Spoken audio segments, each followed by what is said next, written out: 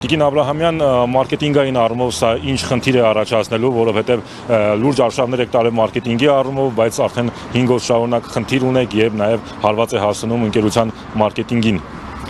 Շնորհակալ եմ հարցման համար։ Իհարկե, անսպասելի եւ անակնկալ ձևով վթարային իրավիճակ է ստեղծվել։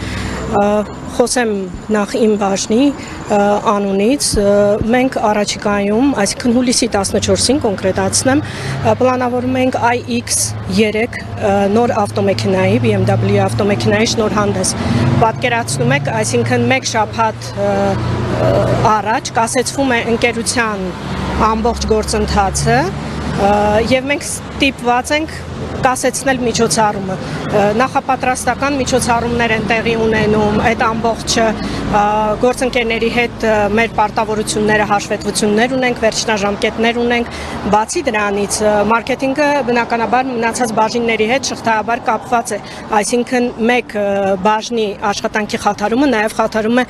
մնացած բաժինների աշխատանքը։ Շատ վատ իրավիճակ է ստեղծված, ակնկալում ենք, որ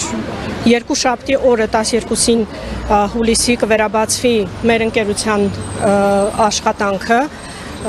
բնականաբար ինչպես ընկերության աշխատանքն է խաթարվում, այնպես էլ բոլորը ունեն ընտանիքներ,